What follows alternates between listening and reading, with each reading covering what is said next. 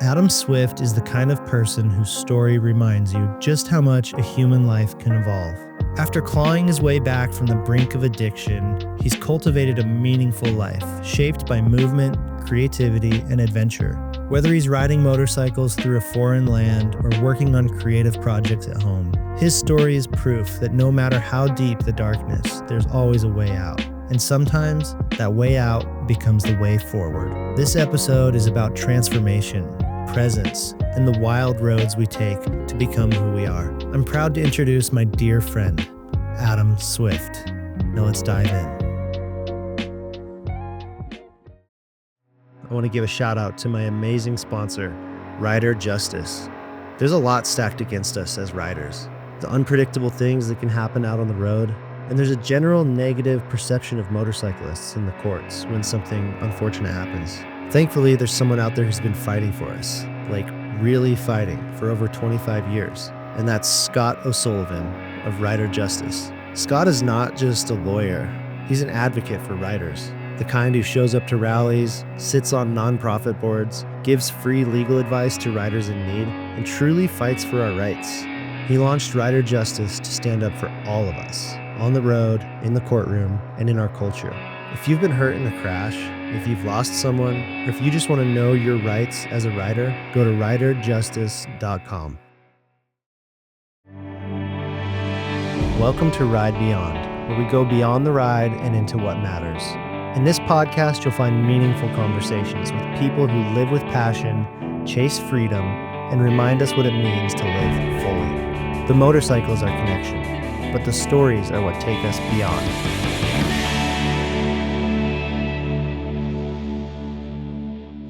When we were publishing the article about you a few years ago, you made the comment that you should have been dead by now. What do you think has kept you alive? I mean, obviously, getting sober. I mean, that's what I was referring to when I made that statement. I mean, it's funny. That's a question that a lot of people ask me, like, what was the shift? And by no means am I a religious person. Spiritual, for sure. But there was definitely some type of intervening that occurred that's beyond me, if that makes sense.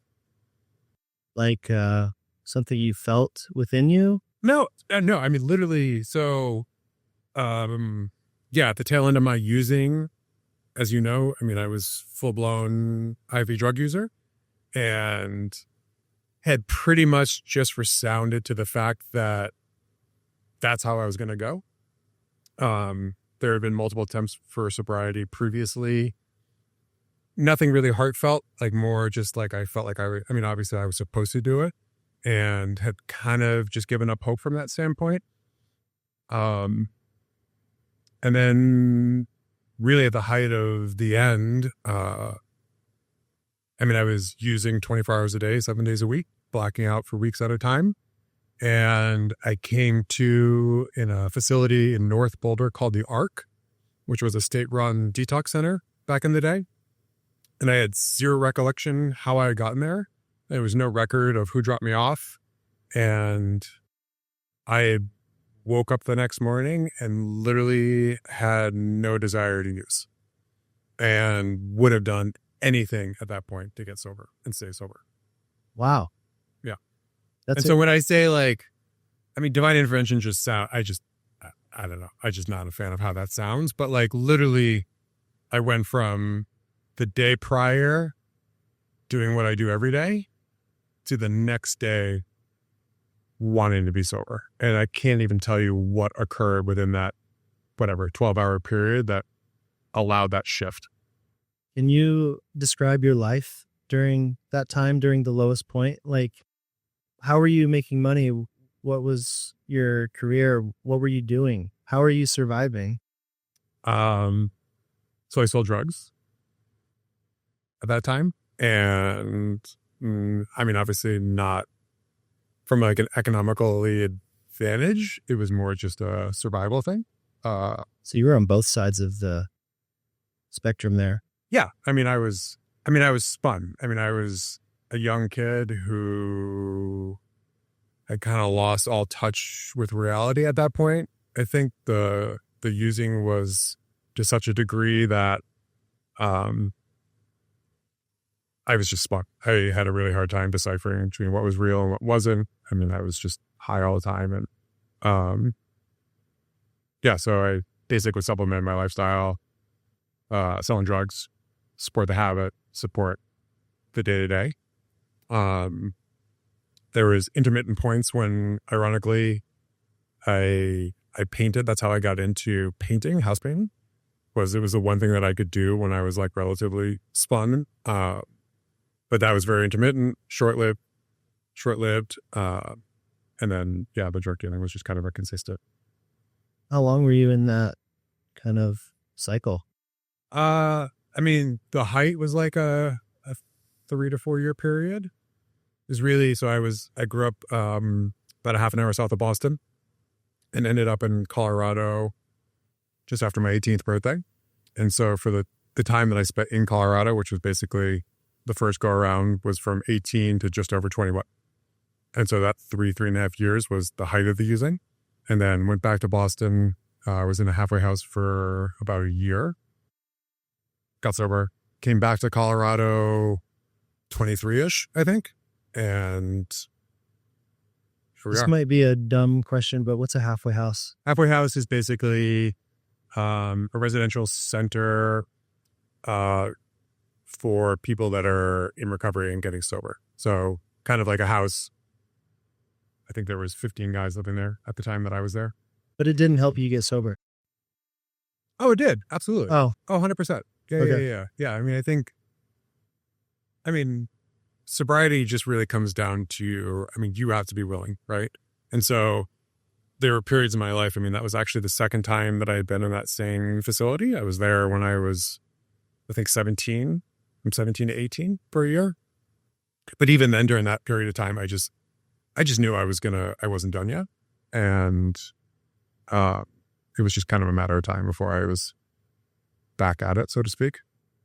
Yeah, it's almost like it doesn't matter how many tools you have. It has to come within yourself. It doesn't matter 100%. how many people want to help you. Yeah. Or like where you go.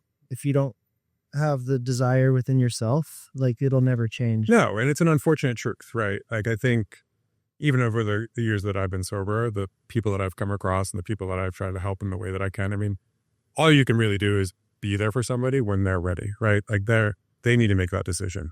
And I think people, there's a kind of a cliche saying that you can kind of get off the elevator at any time. So obviously going down, right? Bottom being the bottom.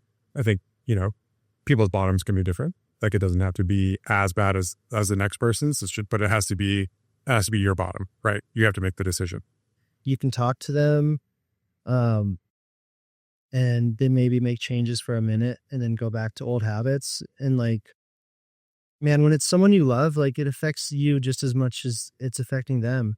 And you're just watching someone slowly die, and it's really painful and shitty. And that's why this like topic of addiction is so important to me, and why I want to talk to you about it, because I've lost one of my best friends from a drug overdose. It's just something that's so shitty, and you can see that it captures people. Like, I don't know, it's like they get bitten by a vampire and they kind of lose control of their mind and become, it's like a disease. That's why people say it's a disease. And I think there's also, unfortunately, there's an inherent selfishness that goes along with addiction. And when you're in the throes of it, at least me personally, you can't even like begin to understand how that affects the people around you. You're just so singularly focused at that stage, right? That like nothing else really exists. And I don't think it was really until I'd been sober a few years that I really started to grasp the impact that it had on my relationships, so like my brother and my mom, and my father. And it's really hard on your friends. family, man. 100%. 100%. Yeah. And like, eventually you get to a point where you have to like let people go and realize like they're not going to change until they want to change. So I think that's the key, is like people need to find it within themselves that that they want to get better. And that's, And I think that's with anything in life. Like, you know, I mean, everybody's on their own journeys. And I mean, we don't change until we want to, regardless what that is, you know. I mean, not even specifically speaking about addiction, just in general. Like, you know, but yes, my family had to step away. Friends stepped away. I mean, I had nobody in my life that was like directly related to me or that I had grown up with at that point. At that stage, like towards the end, it was just random. people had kind of given up on you.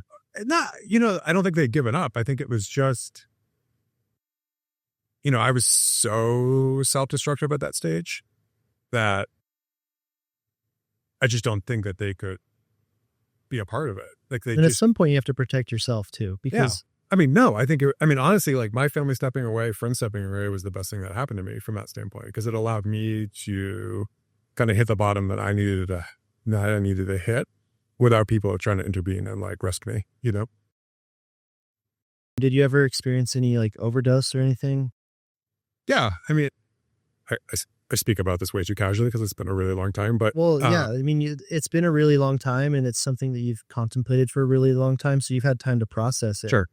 But I think it's like, it's interesting for me, someone who's never been through this, to like learn about, but also it's nice for people going through it to hear what you've been through. Yeah.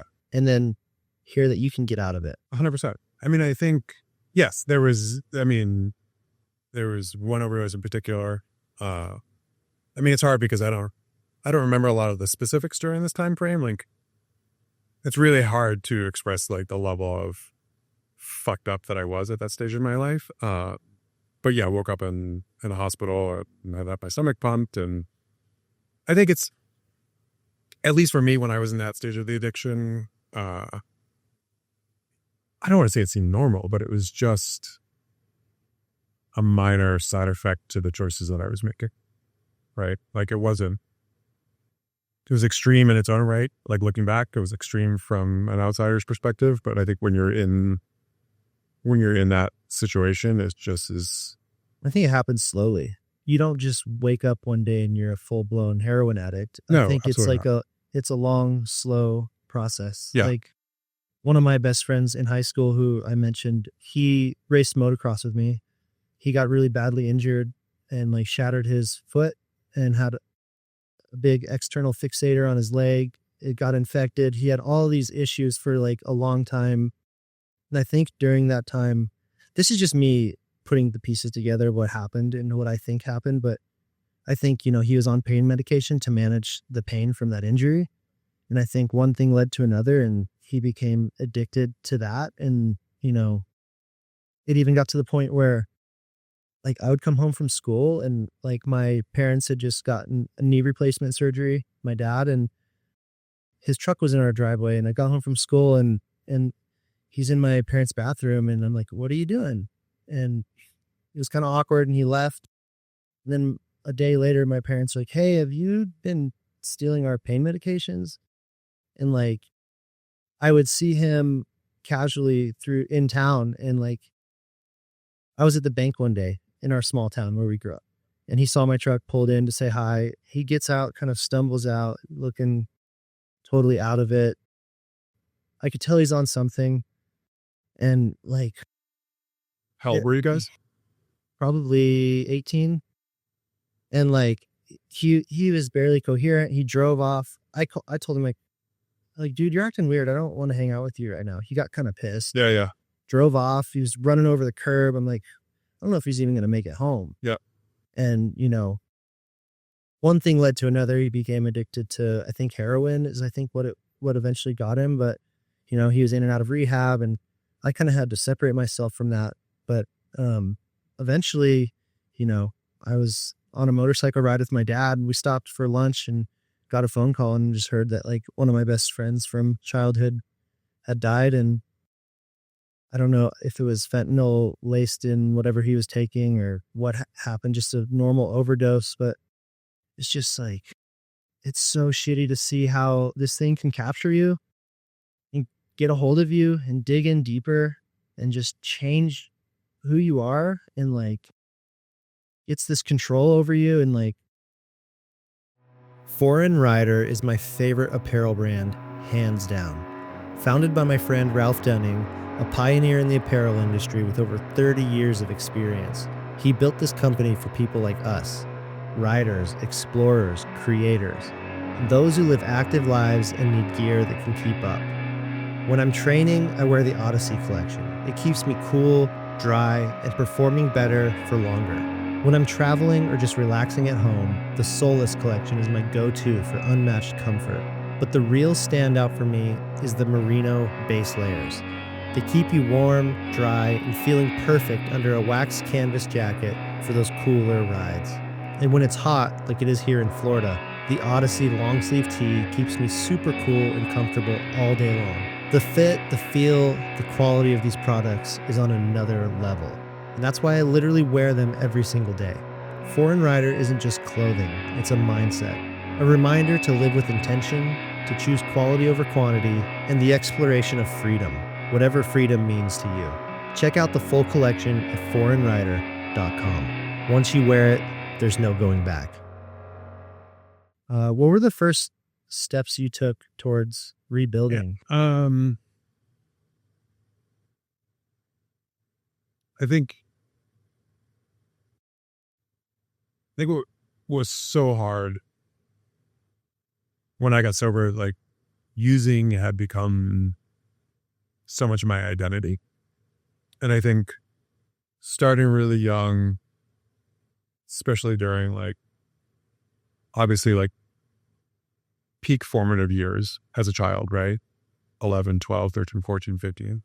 I really had like no sense of self when I got sober. Like it was just, I didn't know what I liked. I didn't know who I was. I didn't know what I was into. I didn't know what I was passionate about. I didn't know what made me tick. it was literally like starting from scratch at 22 years old, 21, 22 years old. When did you start using?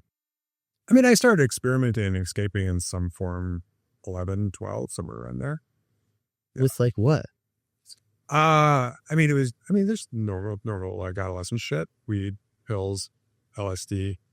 And then I think what was more, That's so young. Was there like an older influence that kind of got you into this? yeah, I mean, I hung out, it's so much as like, you are the company you keep. I hung out with older kids and the wrong crowd, obviously, or white crowd, depending on how you want to look at it.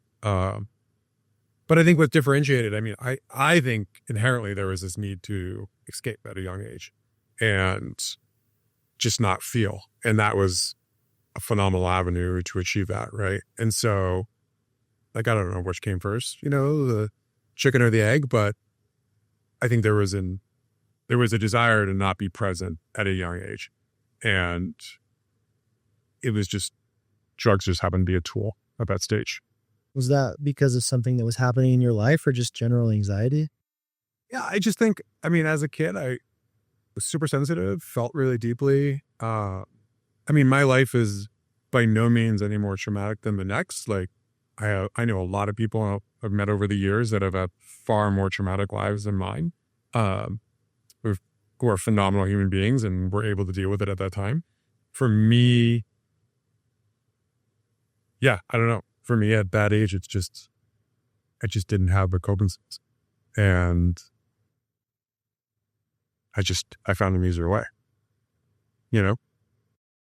Like, you can point the finger at a million things, but at the end of the day, it was my choice, For sure. I think it's just like we were saying earlier, it's a slow slide. Yeah. It happens maybe so gradually, you don't even realize you're in trouble until it's too late. And then by that point, you're just chasing feeling good or just feeling normal even. I feel like... I think for me, it was chasing not feeling. Not feeling. Oh, yeah. Oh, 100%. Like, I liked getting fucked up. Like, I want to be as far out there as humanly possible. And then I think it just compounds, right? Like, if you feel bad and you continue to make choices that make you feel worse, and you're trying to escape the fact that you feel bad, right? It's like a self-fulfilling prophecy, right? So I do something that makes me feel like shit. I don't want to feel like shit, so I do something that makes me not feel, which makes me feel further like shit, right? And so you just end up kind of chasing this rabbit for however long, right? And you've been sober now for so long. Yeah. Do you ever get that feeling though? Like, I don't want to feel like, Oh, sure. I mean, we're human, right? Like, how do you cope with that now? I mean, I lean into it, right? I mean, now it's like, I think it's been a long journey, obviously. I mean, 47 now. I got clean at 21. So we're, 26 years?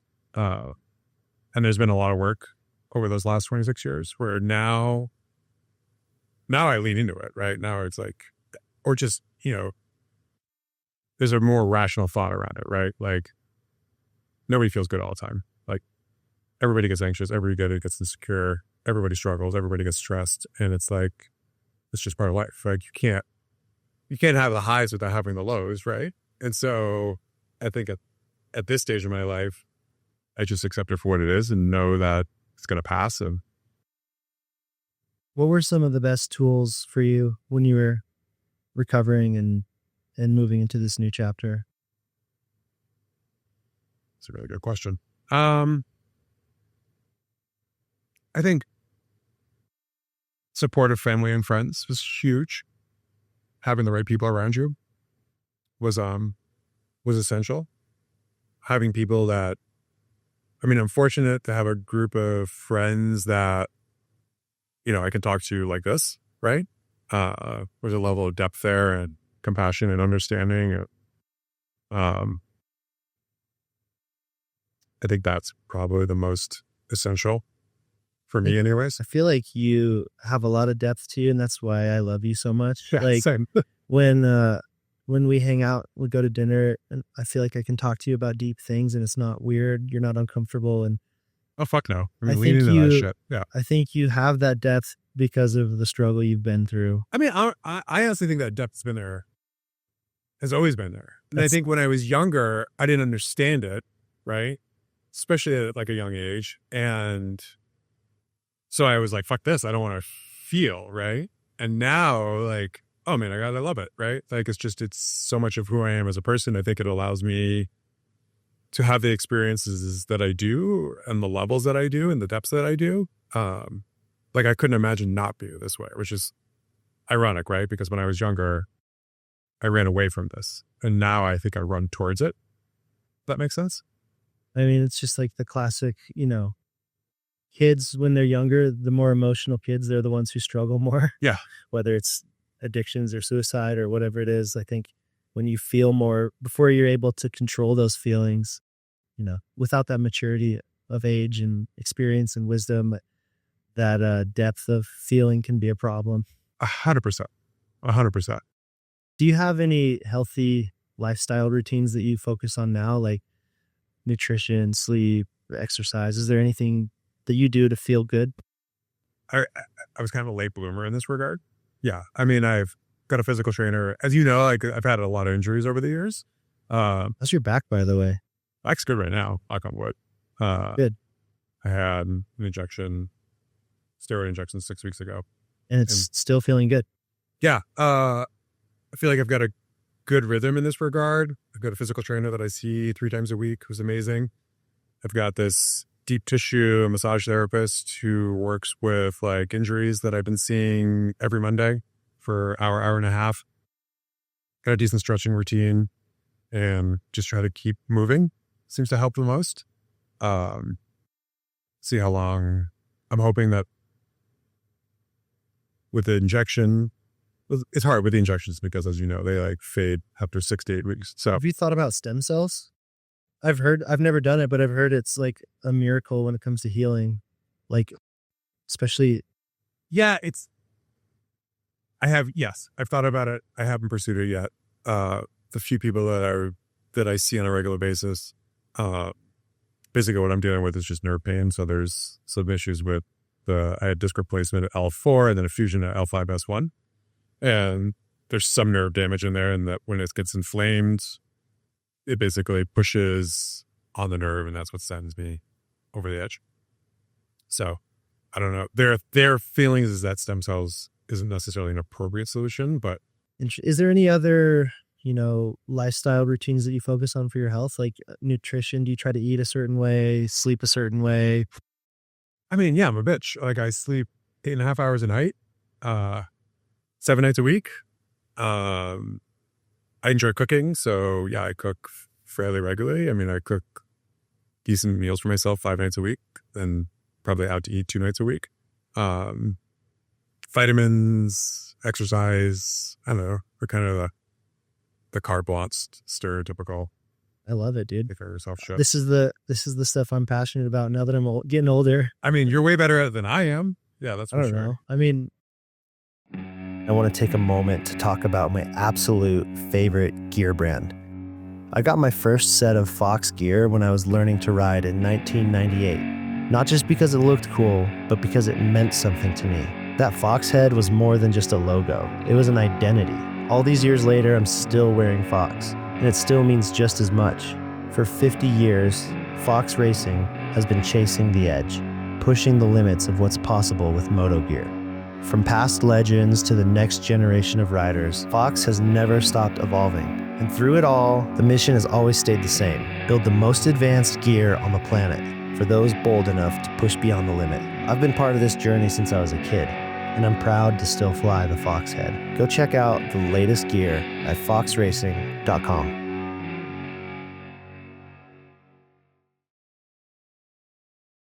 When did motorcycles come into the picture? When did you first discover bikes, and what made you interested in Honestly, riding? later in life, I think I bought my first motorcycle in 2006. So I don't know how old I was then. Mid-20s, I guess. I grew up racing BMX bikes. From the ages of like 5 to 13, raced. And so always had kind of a love affair with two-wheeled contraptions. And I mean, it's funny, I don't even remember how I actually got into.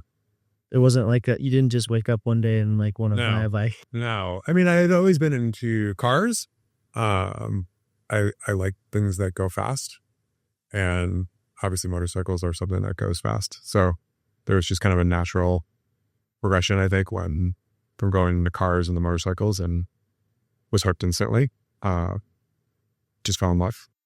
Wonder if that adrenaline was like a new addiction for you. I mean, the adrenaline's been there.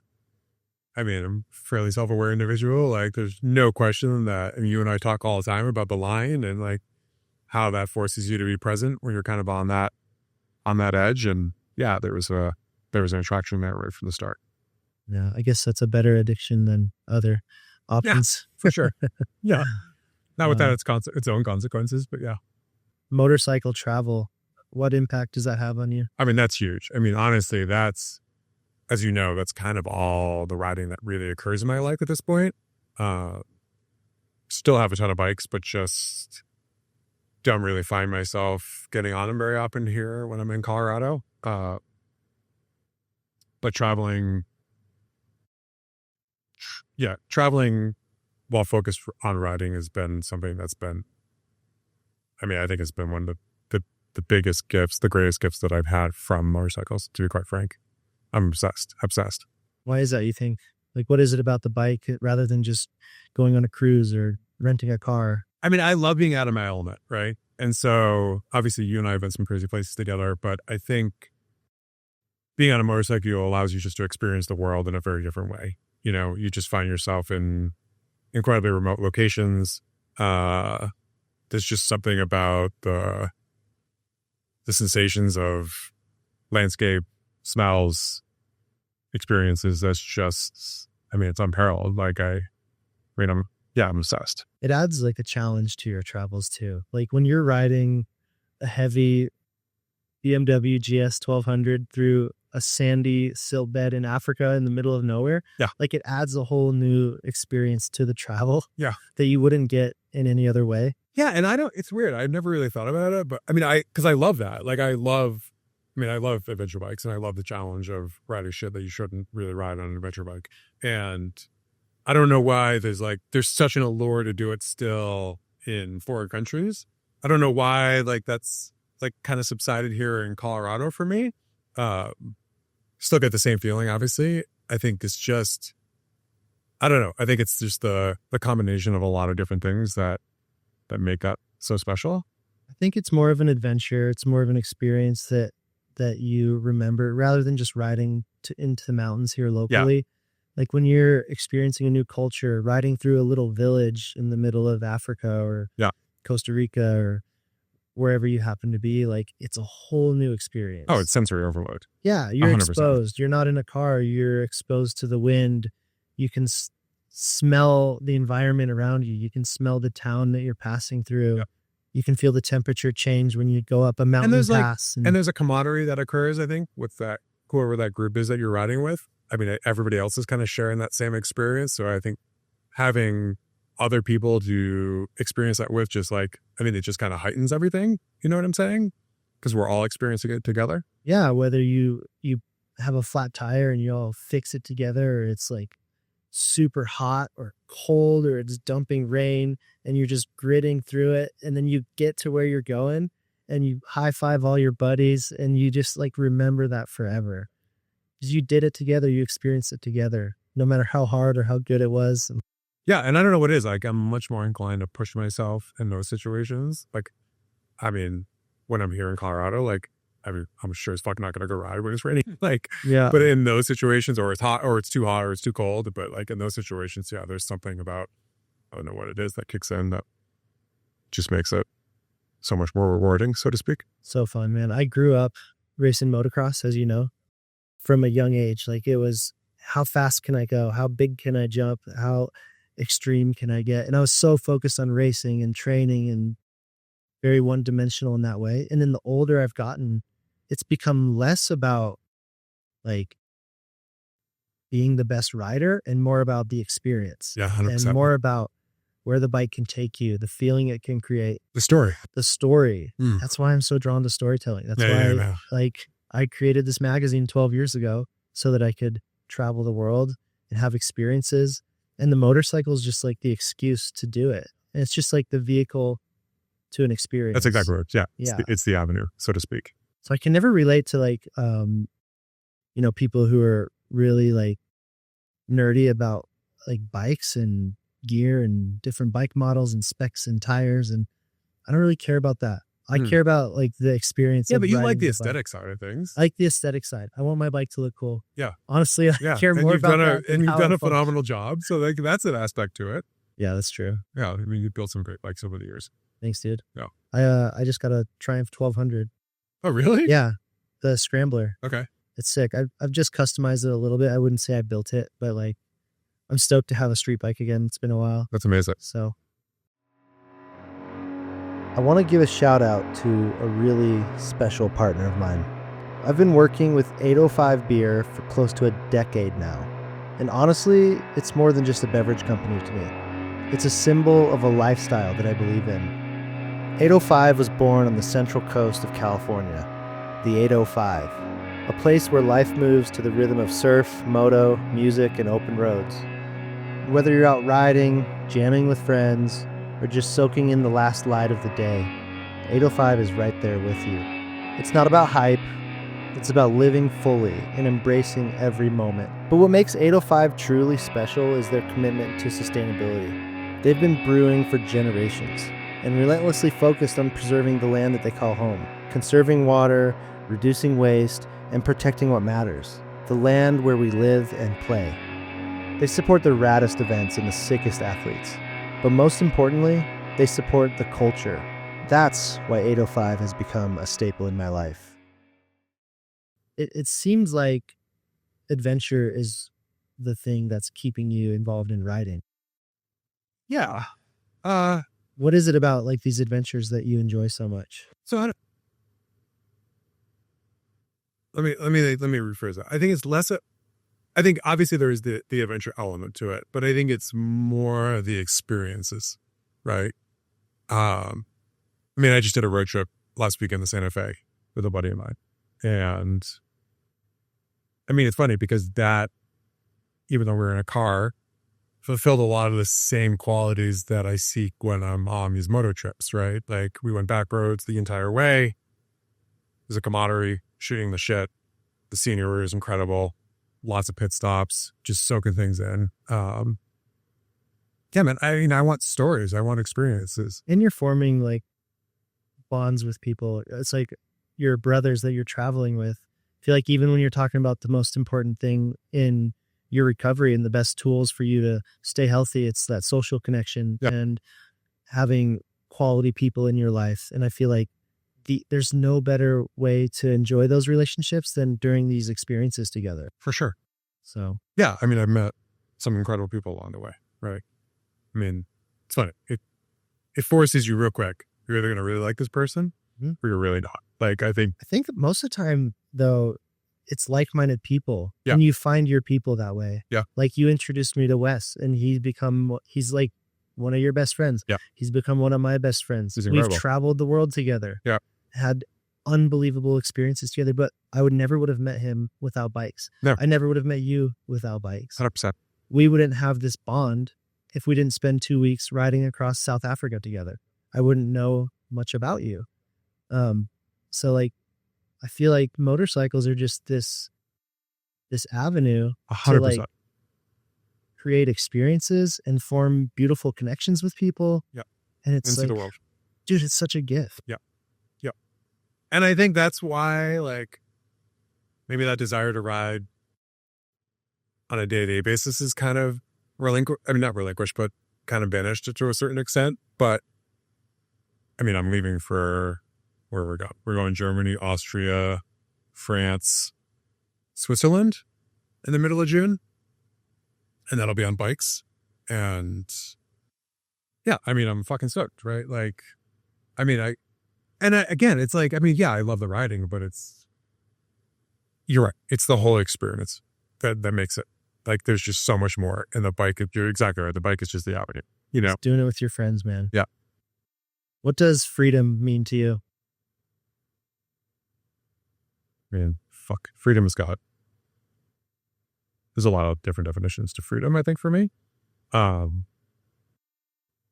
mean, there's freedom for the self. There's freedom from the day-to-day.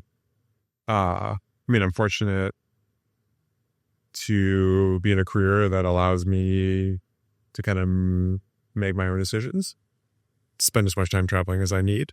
I think the freedom himself is just, I guess that correlates directly to riding. I think for me, like, the freedom from self is best explained when I'm the most present, when I'm in that moment and I'm out of my head. And yeah, man, I'm just kind of existing with what's happening right in front of me. And motorcycles have always been a gift in that regard. It's like a form of meditation. Yeah, I mean, when you're riding a riverbed in Namibia in the top of fifth gear, like, you're not thinking about anything other than that very moment, right? Or like, where shit's gonna go south, like, really quick. And I love that feeling. Like, I absolutely. You think about it, like, there's monks in the mountains of India that spend decades trying to achieve this moment of stillness, where they're not thinking about anything just go else. fucking buy a motorcycle. And like, when you put yourself in a situation where it's like life or death and you have to have 100% focus. Yeah.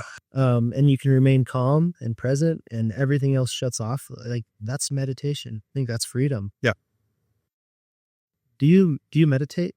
I know your back, you have like a giant, even on your arm, I see like a Buddha there. Are you, I mean, intimately, yes, sometimes. You go through phases. I go through phases. Yeah. I mean, but I've found,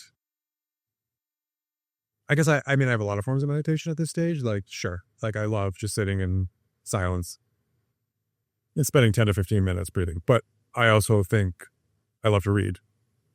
And I find that to be a form of meditation. I love to garden, and that just shuts my head off. I feel like for me, anything that like shuts my head off is a form of meditation for me. And I've been very fortunate to find a lot of different avenues to achieve that. Seems like that's something you've always searched for. Being present and being present and being like okay in that moment. Like, there is no better feeling in my mind than just being okay in the moment, right? Like just being there in that very moment and being okay. I can't emphasize that a lot enough. Like it's such a special feeling. Mhm. 100%.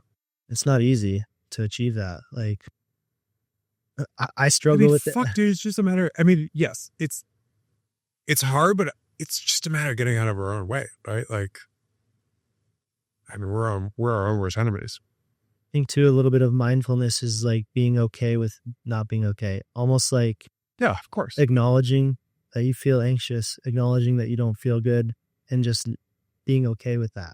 And not labeling it. Not labeling it, not resisting it. Yeah.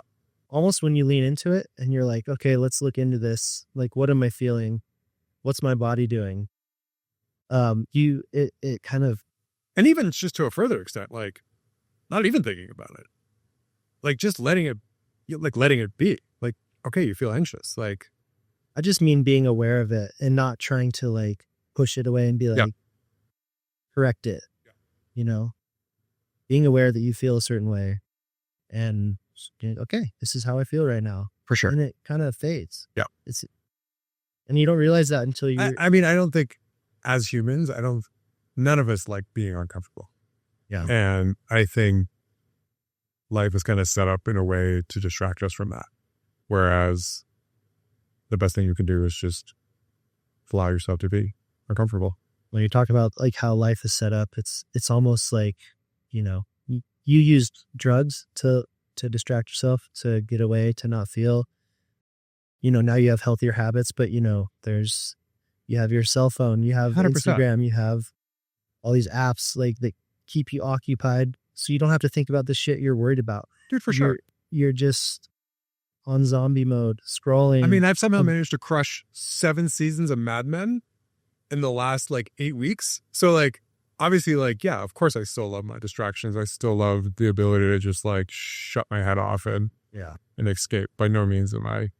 You can't be a monk Fuck no. 24/7. No, God, no. I want to talk about your love for design. I know that like, dude, you have like a great style, the way you dress. Your home is beautiful. I know you built it yourself. Your cars are beautiful. You design and build cars and bikes, and you have really good taste. Where did this love for design come from? Man, I have no clue, actually. I've never really thought about it. I just have always been someone that's very aesthetically driven, and like good design, what I interpret as good design. I mean, obviously everybody has their own opinions, but it's like an emotional reaction for me. Like I love it. I'm obsessed. Absolutely fucking obsessed.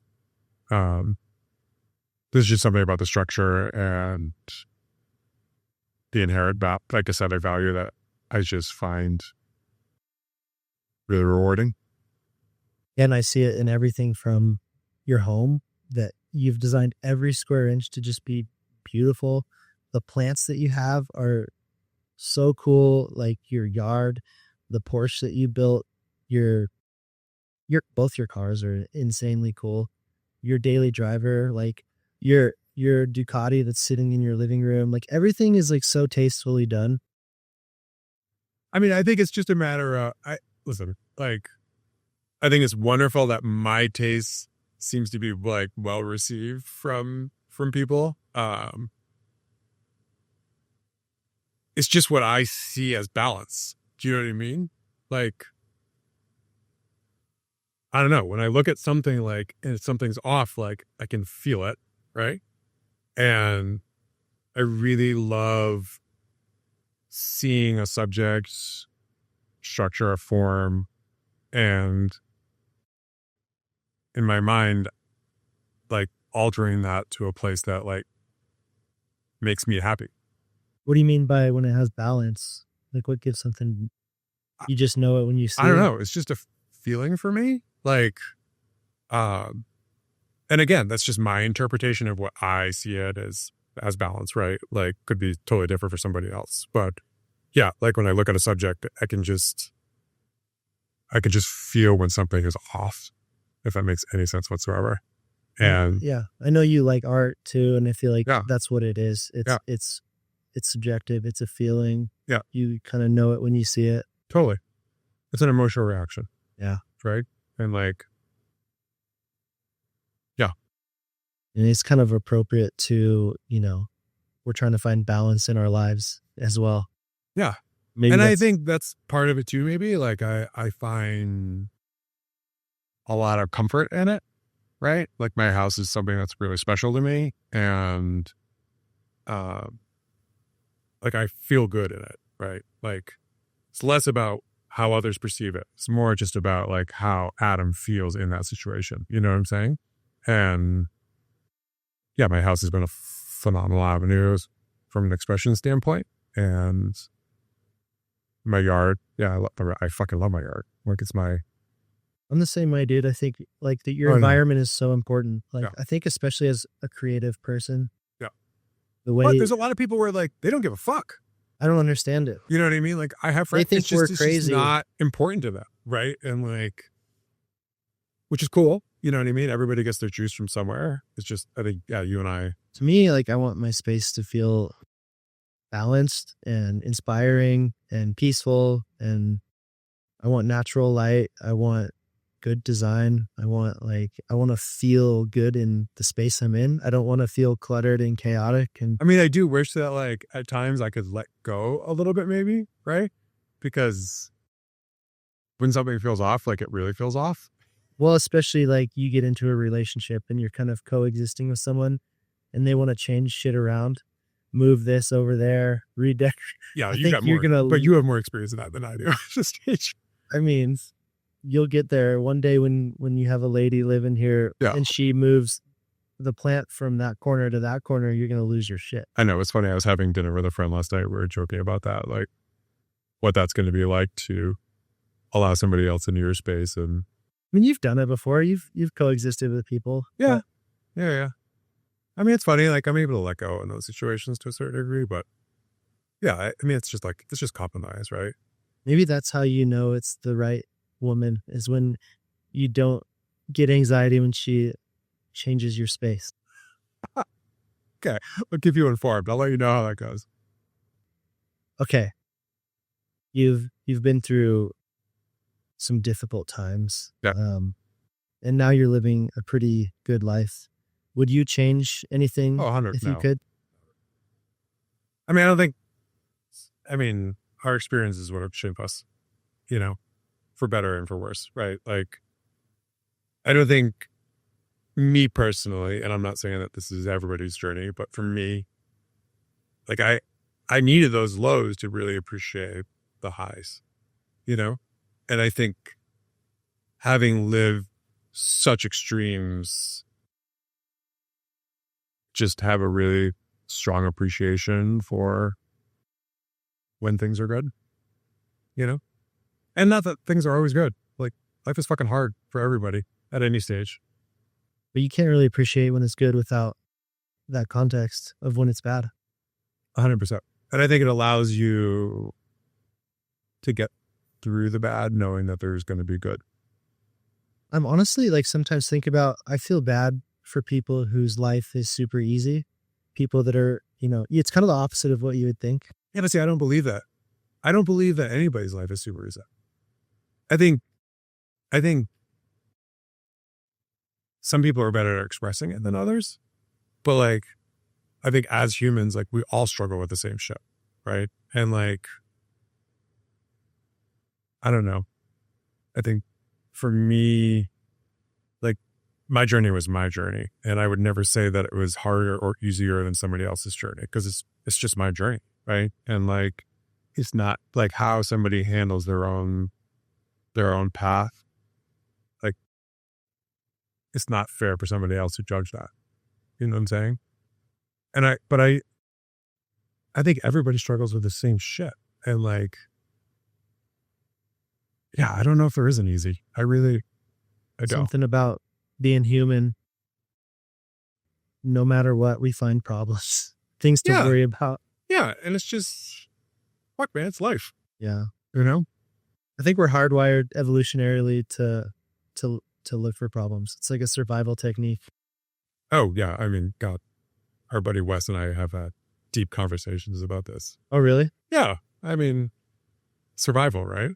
I think it's just inherent in our human makeup DNA that like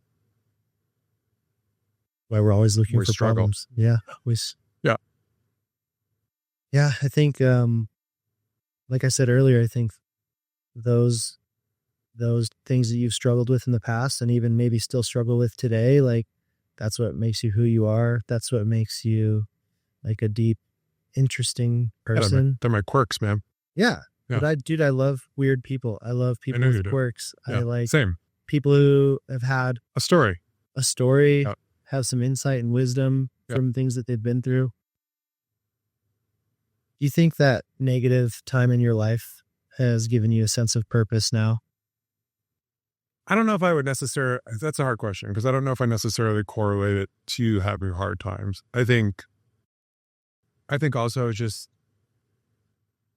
what I believe is what I believe. And to me, like my purpose is just honestly just to be a good person. Like that's my goal. Like to be kind, to be caring, to be compassionate. And maybe like my struggles, what am I saying? Of course, my struggles have probably shaped that to a level and a degree where I'm maybe more compassionate than someone else because of what I've been through in that regard. But yeah, I think we don't have a whole lot of time here in this world. And I think how I treat people and how I interact with people on a day-to-day basis is kind of like what I have to offer. Yeah, we do have a limited time. Are you religious at all? What do you think happens when we die? Listen, man, I have no fucking clue. And like, I guess, no, I was not raised religious. The way I look at it is I wouldn't live my life any differently if there was or was not something, right? Like, it's not about that for me. It's about just being the person that I think I should be on a day-to-day basis. And if there is something more, cool. If there's not, okay. Yeah, I think you do your best to be the best person you can be. Like, I don't think we understand much about the universe and about what happens and about what we are. I think we have a very basic understanding of what's going on here. I'm not religious. I don't know what happens. I'm going to live with the intention that this is all we yet. So just make it the best we can. 100%. And if there happens to be something else, then that's great. And I suppose that looks different for everybody, right? Like, I mean, I found what's important to me, and I'm sure that may be different than you and different than somebody else, but I think it's a matter of finding what's important to you. I think I worry about people that get super religious and put all their eggs in that basket. And it's almost like, well, whatever, when it's over, like then I'll be in my happy place. I'm going to offer a slightly different opinion on that. For me, I think the older I get, the more I realize that I have no clue what's right for anybody but myself. And everybody's on their own journey, right? And of course, like, we're all judgmental. I'm judgmental, right? I can tell you what I think is right. But at the end of the day, like, that's just something that I've really come to kind of realize more and more in the last couple of years of my life, is that my life is my life and your life is your life, you know? It relieves a lot of pressure, I guess, to try to control things or change things. It's almost like, you know, they're on their journey. You can try to support them and help them, but at the end of the day, you know, it's not better or worse. It's just, Well, it's kind of like this, like, I don't know, man. I think I've just come to this place in life where I'm like, what the fuck do I know? Right? Like, sure, I can give advice and I can tell you what I think you should do, but like, that's just my opinion. And like, what may work for me may not work for somebody else, right? Just be good. That's what, I mean, I don't know. That's the right advice I really have for people. Try to be good. Be nice. Yeah. Yeah. Treat people with respect and kindness. You never know somebody's story, dude. It's a You good never know point. what's going on in somebody's head. Dude, it's so true. Like the asshole who's honking at you in traffic Yeah. and screaming at you, or behind you in line at the gas station mumbling like, God damn it, why is this taking so long? You never know what they're dealing with. No, and I've been that asshole on multiple occasions, right? Like, And you're probably going through something. yeah. It's just, or just, yeah, I was having an off day. I was just being a dick. Yeah. You know? I try to remind myself that, like in traffic, when someone's being an asshole and I feel triggered and pissed, and like their life is worse than my life is right now. So, Or maybe not, right? in I this don't know. moment, I mean, I guess there are just some assholes, right? Some people are just assholes. yeah, but like, why are they assholes? They got Yeah. there somehow. Totally. If you could speak to the younger version of yourself who still was stuck in the cycle of addiction, what would you tell him?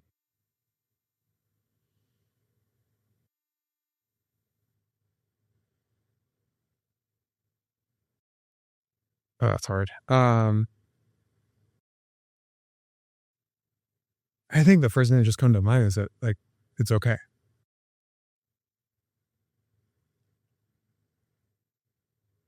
Like whatever you're feeling, whatever you're thinking, whatever you're going through, like it's okay.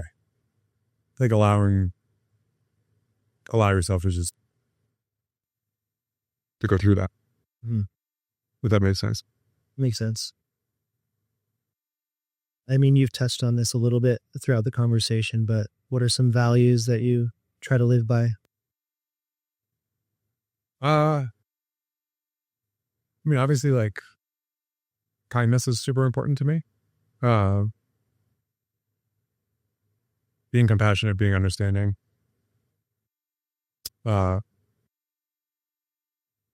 Honesty, for sure. Just, I don't know, man. I just try to live right by myself. What are you still learning? Or fuck everything. I mean, I've said it before in this conversation, like, what do I know? This is just my story. You know what I mean? Like I'm always learning, always improving, always. I'm a little younger than you, but what I've realized is that the older I get and the more I know, the less I know. Yeah. The more you learn, the more you realize the less you know. Yeah. I mean, and I think that's when I was referencing a few minutes ago, just about who am I to say what's right for somebody else, right? Like I'm still trying to figure out what's right for me, you know? Right. It's like, I'm not in a position to tell you how to live your life, you know? Yeah. I can tell you what works for me, has been beneficial for me, but like, it's just my story. Yeah. Just one person. Yeah. Yeah. What's next for you? In what regard? What's next for you in your life? What are you working on? What are you working towards? What's your goals? Where are you going?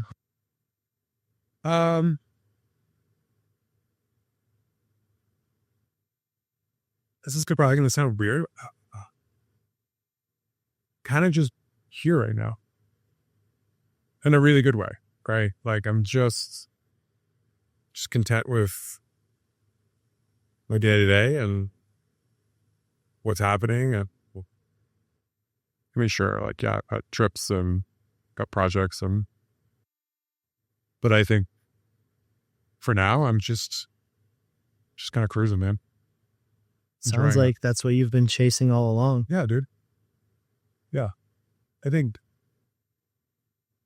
looking back at my life, like the moments when I just could stop were the best. It's like the best moments of my life. And so, yeah, when I get glimpses of that, because it comes and goes, right? That restlessness. When I have those glimpses, I just try to lean into it. Just enjoy it, you know? Got some great friends around and some wonderful trips planned. And yeah, man, I was just really into it.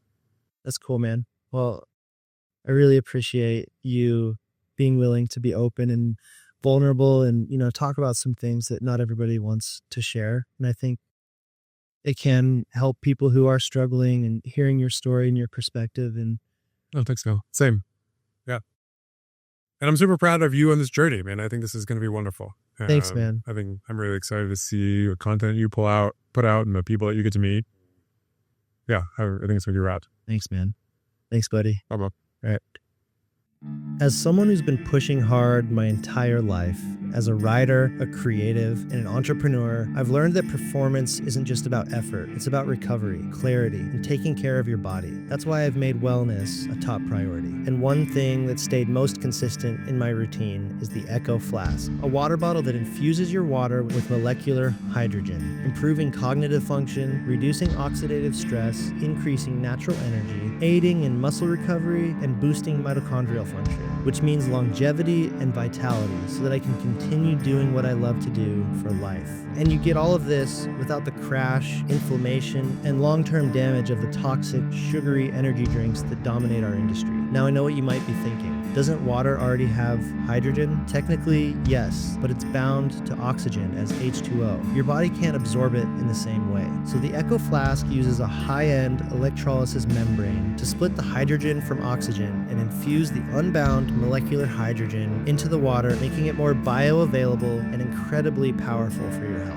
This isn't woo-woo stuff. It's science, with over 1,500 studies behind it and more than 20 years of research. It's been a game changer for me. And if you care about longevity and performing at your best, this is completely worth it. Grab your Echo Flask now at echowater.com/ridebeyond and receive a special discount just for listeners of this show. That's echowater.com/RIDEBYND.